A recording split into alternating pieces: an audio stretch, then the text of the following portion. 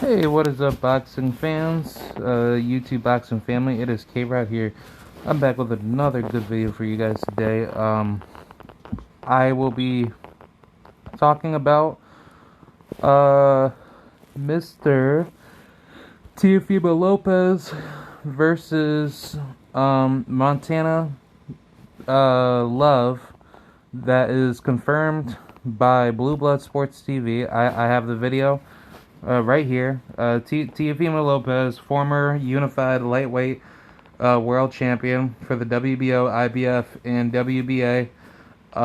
He is now in confirmation rumors that Bob Arum wants him to face Montana Love at 140. He is now officially going to move up to 140 pounds.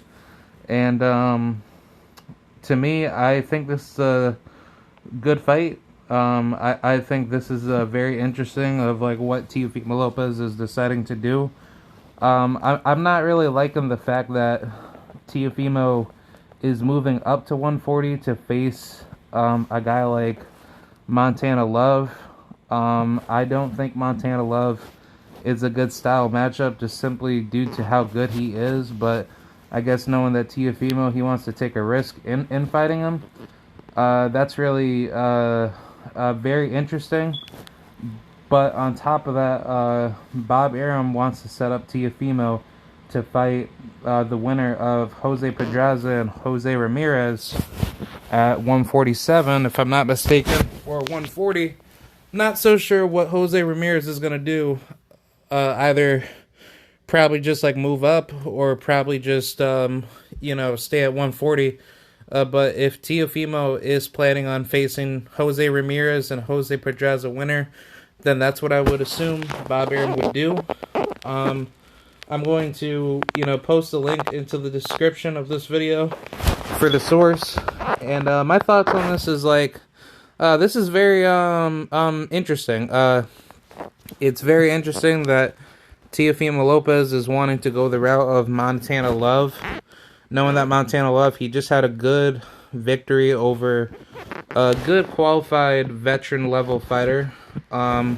He's not the best fighter ever out there, but the way he's been moving in his career, he's done a lot of great development by getting better and facing the bigger end competition, in which he basically got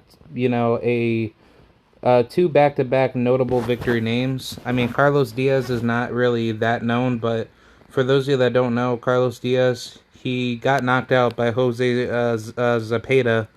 But on top of that, I mean, most of his wins are definitely domestic in Mexico. So I wouldn't say he's a bad opponent. He is a good good well-rounded fighter. He is fighting guys with winning records. But on top of that, Montana Love fighting Teofimo Lopez is a way bigger statement to be made type of fight. And if he can get a win over Teofimo, that will definitely solidify Montana's career to a much higher level.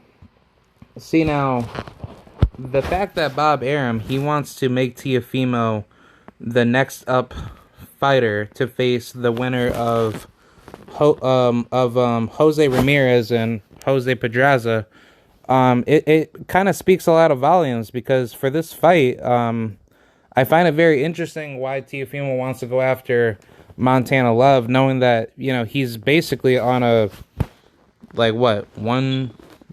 he's basically on a 1, 2, 3, 4, 5, 6. He's on a 6-fight win streak, and he's basically at the top of his peak as a prime time fighter to be at that level.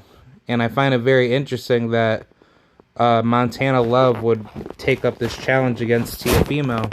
But I guess probably there's something out of Montana's style that Teofimo could expose that could possibly get him the victory. But I don't think that's going to be the case. I think Montana Love is a very dangerous fighter. I would definitely put him in there with top 25 or top 50 super lightweights at 140. He could definitely bang in, or he could definitely bang with, like, you know, a lot of dangerous fighters on this. I guess like or Montana Love can bang with a lot of lethal fighters in this division. But the problem is just like, you know, how is he gonna get, you know, scaled into guys like Subriel Matias, Robert Easter Jr., Arnold Barbosa Jr., Jose Pedraza, Sandor Martin, Jose Ramirez, Jose Zapata. I think Teofimo Lopez versus Montana Love is an amazing fight. It's just what is going to come after that to make it, you know, set in stone for that fight to solidify legacy. Because if Teofimo does lose to Montana Love, then it pretty much shows Teofimo he's food wherever he goes for the rest of his career. But I think Montana Love, he has a lot to gain from this fight. Teo, he obviously has a lot to lose because Teofimo, knowing that he is a very big, you know, like Teofimo, he's a huge fighter. He has a really huge frame.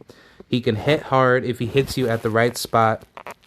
But on top of that, Teofimo, he lacks a lot of stamina because late game Teofimo, he fades. And that's pretty much shown within almost every single fight that Teofimo has gone the distance for. In which, I mean, Teofimo, he isn't, like, how should I say, he isn't like the greatest closer in boxing.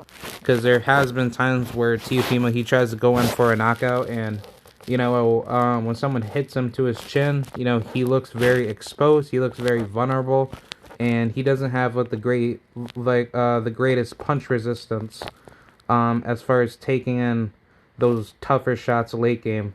See, now, what I will say is that Teofimo has really good punch placement. He knows when to go in for a right shot, but, you know, when he can't land any punches, then he goes for broke, and then he basically knocks everybody out, in which pretty much Teofimo, he has knocked out almost every single one of his opponents, minus Nakatani, George Kambosos, which that was a very close fight, in which he could have, you know, forced that to be a draw, in which I probably thought George Kambosos actually won that fight pretty easily, but knowing how politics are in boxing, that's probably not going to be the case. But if Teofimo had done more in that fight, he probably could have, you know, actually like won that fight. But I'm not going to get into that because, you know, Teofimo's undisciplinary actions were the cause of that loss. But the wins that he actually had a lot of struggle with for the opponents that he couldn't knock out, like the Masayoshi Nakatani fight and the I don't know so much about the Christian Santibáñez fight. I'm not gonna touch on that one. Juan Pablo Sanchez, I know him. He was a decent fighter at one point in time. I mean, like 9 times out of 10, Teo, he is mainly coming in to knock somebody's head off. He's not coming in to win a unanimous decision victory. He's like 9 times out of 10, a Teofimo Lopez that is primed and ready, and he's able to go 12 rounds. But if he knocks you out, he's doing that for a mere reason, because there are times where Teo, when he fades, he does not look like the same fighter, and when he gets hit by guys that can actually punch, or guys that can just outbox him and like basically endure him, that's where Teofimo struggles, and then Teofimo gets, you know, hard countered, and he gets hard pressed to a lopsided decision or a very destructive, you know, painful, you know, knockout loss, or, you know, somewhat, you know, knockout, like, you know, losing victory. Basically, like, what I'm trying to say is that Teofimo Lopez, he is only there to try to knock you out. He is not there to outbox you, because he has shown that he cannot, you know, scale with a pure boxer, because George Kambosos Jr. proved that in his last fight, along with Lomachenko at times, where Lomachenko, knowing that he wasn't, like, you know, fully focused in that fight, and I guess he wasn't 100% ready against Teo. I guess, you know, like, when you kind of think about it, a 50 to 60% focus Vasyl Lomachenko can give Teofimo a lot of issues. And Teofimo, he almost got stopped a couple times by Lomachenko too. So I think, like, for this fight against Montana Too Pretty Love, I think Montana Love's gonna stop him just simply because Teofimo, he is not the better boxer.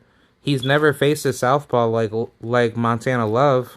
I don't believe he's ever faced a southpaw ever, if I'm not mistaken. No, Teofimo has never faced a southpaw. Diego Magdaleno is not a southpaw. He's a... Oh, actually, yeah, he is. Okay, well, I mean, still, like, Diego Magdaleno, he's not a traditional southpaw. Teofimo hasn't faced that many southpaws in his career. But, I mean, basically, like, from the looks of it, it's just, like, he's not doing anything better for his career by not facing those tougher opposition names that do come from the southpaw school. And I mean, from the looks of it, it kind of seems like he's only been facing mostly orthodox fighters just by looking at, you know, like what I'm seeing here. And I mean, it's not basically anything special. It's just that, you know, there's a reason why Teofimo, you know, went that route. But nah, Teofimo has mostly faced orthodox fighters. He has not faced traditional southpaws. And knowing that Lomachenko, yes, I know he is a southpaw himself, but the problem with Vasyl Lomachenko is that he is not a traditional aggressive, technical, pure boxer puncher or pure boxing southpaw, because there are certain levels of southpaw school of boxing where southpaws that actually have a really difficult, aggressive, dangerous style. Those fighters usually 9 times out of 10 knock out a orthodox fighter. But if the orthodox fighter is schooled enough to face a southpaw that is extremely schooled themselves, then the orthodox fighter can have some major success in certain portions of a fight to beat a southpaw.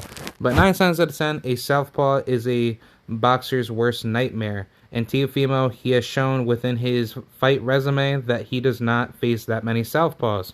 So this is why that I'm very curious of why Teofimo wants to go the route of facing a guy like Montana Love, because Montana Love, even though he was not known for punching power earlier in his career, he's now stopping a lot of guys because he feels a lot stronger, or he fights a lot stronger at 140. But now it kind of just seems like, you know, I don't know, man. It kind of seems like Montana Love, he's probably better off fighting at welterweight, because if he's not able to make 140, you know, properly, then there has to be some form of disciplinary action that he's not, you know, imposing on his physical body to make himself, you know, healthy coming into the fight. So I think the problem with this fight is that Montana Love, he's probably going to come in way bigger on fight night facing Teofimo. If anything, Teofimo's probably going to be coming in at least 147, and Montana, he's going to come in a little bit heavier, closer to 154. So who knows? Like, I truly believe that, knowing that this fight is at 140, this is going to be a make or break type of fight for Teofimo, and I don't know how I would view this fight, but if I'm going to make an early fight prediction, I got Montana Love by stoppage in the 9th round. No matter how many rounds this fight goes, if it's a 10-rounder, it's going to be a late round stoppage. I don't think Teofimo is going to get stopped early, but if he does get stopped early, it's probably going to be a 4-rounder or a 6-round stoppage. I don't know. But on top of that, that's pretty much what I have to say. Let me know what you guys think about Montana Love. Do you think he's a worthy opponent for Teofimo Lopez Jr.? If not, do you think Teofimo scales well at 140? I don't think so. I think Teofimo is tailor-made for a lot of styles at 140. But at the same token, anything could happen in boxing. So let me know what y'all think. I'll see y'all later. Shout out to the mighty LDBC. Peace, and we out ya. Bye.